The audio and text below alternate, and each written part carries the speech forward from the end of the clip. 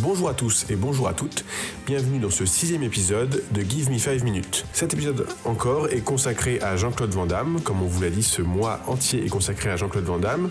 Aujourd'hui du coup, si tout va bien et que vous écoutez l'épisode le jour de sa sortie, nous sommes le 20 octobre et le 18 octobre était le jour de l'anniversaire de Jean-Claude Van Damme. C'est pourquoi nous avons décidé de consacrer ce mois à Jean-Claude Van Damme et comme vous le savez, avec Mathieu, nous aimons beaucoup cet acteur. Et on s'est rendu compte en fait que quasiment tout le monde, toutes les générations connaissaient Jean-Claude Van Damme. Voilà. Moi j'ai travaillé avec des gens qui sont bien plus jeunes que moi et qui en fait connaissent Jean-Claude Van Damme, même s'ils n'ont pas forcément vu ses films.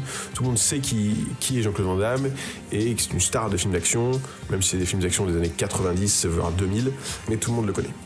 Donc là aujourd'hui l'épisode va consacrer à vous préparer encore, comme les épisodes précédents, à notre épisode de Talks du coup de la semaine prochaine qui sera consacré uniquement à Jean-Claude Van Damme et du coup son influence cinématographique et dans les jeux vidéo. Et aujourd'hui, je vais essayer de vous présenter 5 anecdotes assez étonnantes sur le personnage Jean-Claude Van Damme.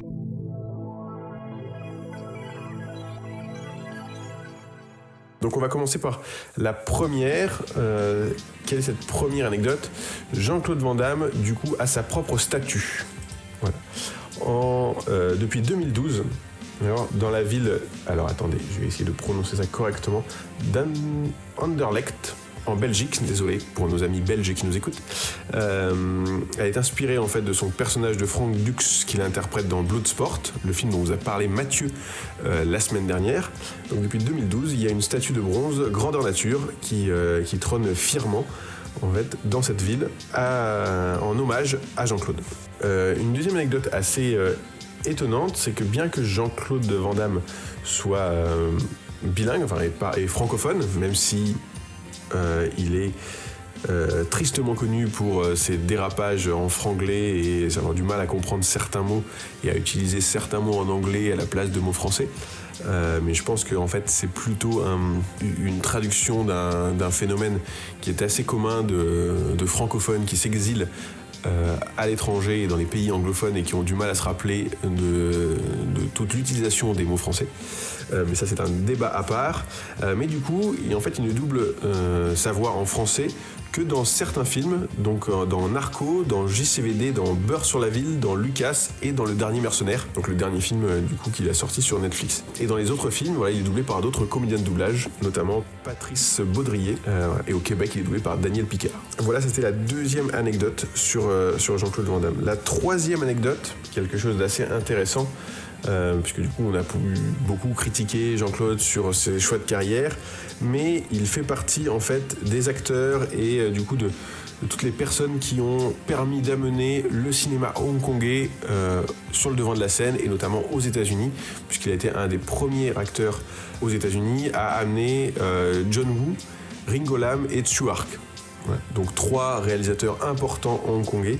Donc alors, principalement ils sont arrivés avant le passage de Hong Kong qui va être rendu à la Chine. Et donc il a permis d'amener ce cinéma hongkongais vers nos contrées et vers les États-Unis.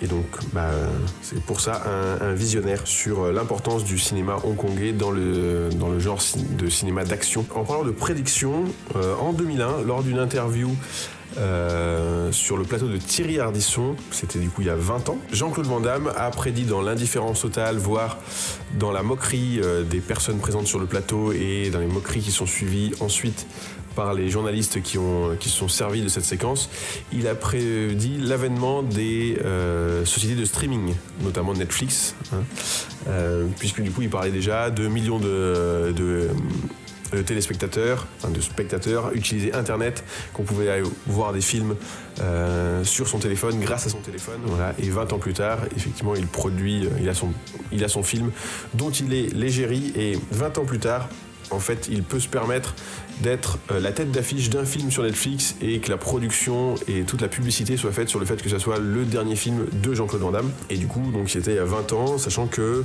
la première version de la plateforme de streaming de Netflix est arrivée en 2007. Donc c'était quand même 6 ans avant. Et donc il y a 20 ans pour nous. Avant, sachant que Netflix, du coup, était un système de location de cassettes vidéo et de DVD par abonnement. Et après, ils ont proposé donc du coup ce système de streaming à partir de 2007. Voilà. Et la dernière information que j'ai trouvée du coup en préparant cette émission, une information assez étonnante. Du coup, on va commencer par d'où ça vient. Je ne sais pas, du coup, j'espère que vous avez vu le film Bloodsport. En fait, c'est le film Kickboxer. Et il y a du coup ce qui est devenu maintenant un mème connu, un moment où Jean-Claude Van Damme, donc son personnage, est assez alcoolisé et du coup il commence un petit pas de danse. Voilà, je pense que vous avez peut-être déjà vu en mème sur internet ce petit pas de danse. Et c'est ce petit pas de danse en fait qui a qui a incité en fait à la création de la danse le kuduro. Donc en fait toutes ces danses de milliers et de millions de personnes à travers le monde ont été inspirées par Jean-Claude Van Damme. Et ça, je trouve ça assez fou.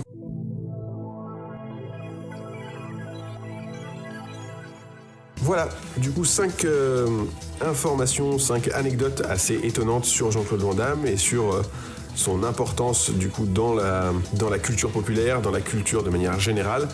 Des informations dont on reparlera sûrement dans Talks, notamment sur l'importance des réalisateurs hongkongais.